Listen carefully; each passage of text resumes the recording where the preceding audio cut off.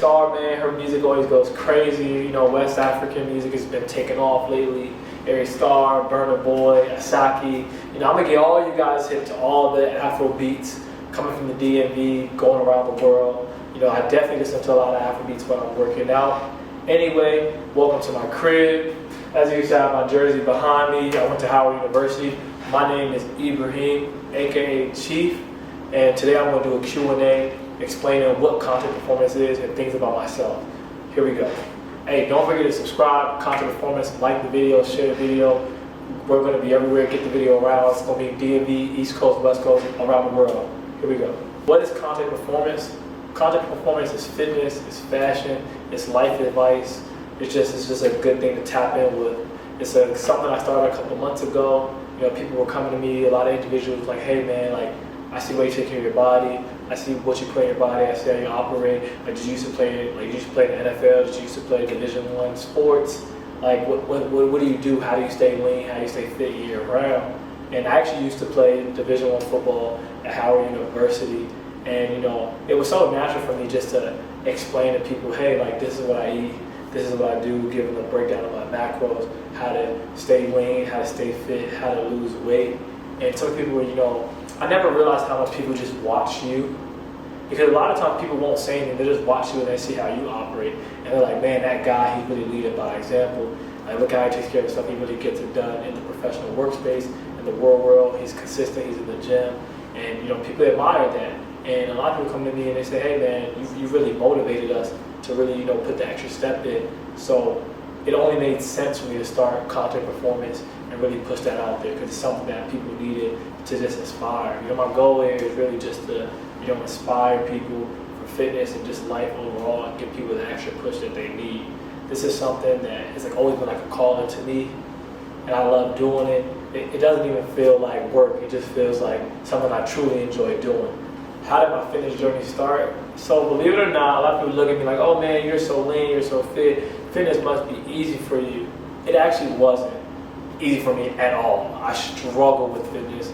I wasn't the biggest kid, I wasn't the fastest kid, I wasn't the strongest kid, you know, but that's how I knew I needed to be disciplined, I needed to work hard. So I was actually trying out for the basketball team, and I remember the coaches coming to me saying, hey, you know, you have a lot of talent, but we need you to get functionally stronger. So like, how do you get stronger? Like, what do you do? Like, I had no idea what, you know, strength training was, speed training. I had no idea what that was. Like, hey, you know what? Come to conditioning, we'll start doing strength training, push-ups, bench press, squats, power cleans. So that's what led me to get into fitness. And from there, I pretty much started taking it seriously because I knew I was at such a disadvantage. Around that time, when I was a freshman in high school, I was maybe 95 pounds. So I was very small. So I knew it was really important for me to take the weight room serious because I knew I had to have an upper hand on someone else. So at least I had to outwork the majority to be able to survive. So from there on, you know, I really started, I got a trainer, I started working out, I was in the gym, I was doing high school workouts. After high school workouts, I was going to the gym, I was doing training, it became a part of who I was. So I really appreciate that. So when some people come to me now like, oh man, it's so easy for you, you're so natural, you're just naturally lean. It's like I had to work really hard to get in shape, and it wasn't easy for me. I was never the biggest kid, I was never the strongest kid, I was never the fastest kid, and I just kept working. And you know, it was amazing. By the time I got to college, I hit a growth spurt, and being consistent with my training, it allowed me to be one of the strongest kids on the team, one of the fastest kids on the team, and people knew me for a different personality versus knowing my first profile of being, you know, that small, skinny kid. Now when people see me, they think, oh man, that guy's fit, having no idea, you know, the discipline that it takes. And it's hard work, it's discipline, but it's very doable. You just have to be consistent. My own personal fitness goals, some of my own personal fitness goals, just to get as lean as possible. Trying to really, you know, follow me on my journey as I try to get to 9% body fat. I've been working at it. I've dropped a lot of body fat in the past couple of months. It's something I enjoy doing. I enjoy looking in the mirror every day and seeing me get a little bit leaner and leaner. So that's something I definitely want to do, is just continue to just drop body fat and just stay as fit as possible. One of the tough situations that I've been in, I would actually say towards the end of my career, I played at Howard University, Division I. And I had some injuries coming out, so I tried to go professional after NFL, CFL, had some workouts with teams, and had a lot of interest, ran really well, and I worked really hard to get my time. Because coming out, I had some injuries in school, so I didn't have the most film, so I was working on my 40 to just hit those times, hit those numbers. So there was a camp where I ran super, super fast. I ran about 4:42. So I was really proud of myself. I was so happy. Heard back from the team, and then ended up having to get surgery. So that was towards the end of my career. I was like, oh man, after that I knew it was, I didn't know, I was like, man, I don't know if I still want to continue to play, but I kept my head up, and I was like, you know what, I'm going to keep trying to pursue this. But come to find out that I actually needed 3 surgeries. So that was one of the toughest things that I had ever been through, because I was pumping weights every day. I was at my biggest, I was at my strongest, and then boom, I ended up needing surgery, and I ended up dropping like 40, 50 pounds. And it was actually during the pandemic. Then the pandemic started, so I just looked completely different, and it was a big adjustment. And I just tried to stay strong, and I knew God would support me. I didn't understand why I was going through what I was going through, but I knew God had my back. I knew there was a bigger purpose, so I just looked at it like a challenge. And I constantly challenge myself every day. Like when I had my surgery, I ended up having to go to rehab the very next day. So when I went to rehab the day after surgery, I was ready to put in work.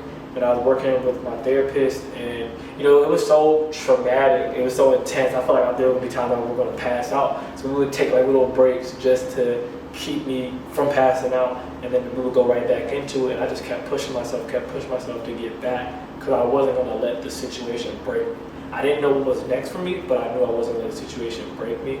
And I just kept going, and I slowly built myself back to where I was. And I slowly started to put that weight back on, just taking it one day at a time, just sticking to the basics, working out, sleeping well, eating healthy, not stressing, and just taking care of myself. So that was definitely one of the tough situations that I've been through. And going through that situation, it really propelled me into a better person. Seeing that, I then knew what I was capable of. And when other things, because there's always situations in our lives, we're always going through a lot. So having other situations come, and after that, I was like, you know what, I've been through worse. A lot of times when I'm down, I feel defeated. I'm like, I've been through worse. Because I think back to that situation, and like, if I can get through that, I can definitely get through this. And that situation, I felt like was a situation that was a big turning point in my life. Making it through that situation allowed me to give me a guidebook on how to keep pushing, how to keep persevering, and it's definitely showed I've been able to accomplish, several things. I looked to accomplish more, and God was definitely supportive in that. My family was definitely supportive, so I was just so appreciative. What is my religion? My religion is Christianity. Strong believer. God always takes care of you in difficult times. He's always been there for me, even in situations where things haven't looked the best. I can look back now and see, man, God was really a part of my life, and He was able to help me. Even when I didn't see it, He was able to help me and get through it. So yes, I'm a strong Christian believer. Do I eat healthy? Depends on what you call eat healthy. But honestly, growing up in high school, college, I didn't take health and nutrition as important as I should have, and I feel like that really hurt a lot of my results. Even though I had great results just from being in the gym, being consistent, and great programming, I was very limited by not having that diet. As I got older, once I hit 21, 22, it definitely hit me where it's like, oh wow, I need to start eating a lot more healthier than I do now. And I definitely noticed a major difference when I started eating healthy. And it makes things a lot easier, and it helps keep the fat off your body if you eat healthy. So definitely something that I wish I would have started doing earlier, but truly happy that I made the commitment now. And I think people look at eating healthy as this bad thing, but it could be an incredible thing. You should be proud of yourself and say, hey, you know what, I didn't eat Chick-fil-A this weekend. Or I haven't eaten Chick-fil-A in 2 weeks. That's an accomplishment. Don't look at processed food as you're punishing yourself. Look at it as a benefit and say, hey, I'm strong enough where I don't need that food. I'm strong enough where I can eat healthy. I can make a nice home cooked meal with some salmon, chicken breast, rice, and be satisfied with that, or say, hey, you know what, I ate early today, I didn't eat after 7 p.m., I let my food digest, and I feel nice and lean. Be proud to eat healthy. It shouldn't be shame to eat healthy. Be very happy that you're eating clean. Be very happy that you're eating healthy. It's an accomplishment, and it shows discipline. So, what body part do I like to work the most? I would say my legs. I feel like legs really separate you from a lot of other people. People run away from doing leg workouts because they're so intense. But I look at it as an opportunity to grow from it. Because typically the things that we don't like to do are the things that we actually need to do the most. So I always try to push and get my leg days in. I take those very serious because that's how you grow. The more you work your legs, the more it'll support your upper body as well. And the less pain, less back pain you'll have down the line as you start to get older. So I take legs very serious, you know. I hope you guys enjoyed the video. Please continue to send me more questions. I will continue to answer them. Check out my page. I'm going to continue to drop weekly videos about fitness, about fashion, about just life advice. And we're going to continue to grow together. I'm so excited. I'm looking forward to this. So check out Iconic Performance. Subscribe, like, share. Stay tuned. A lot of great things coming. Hey,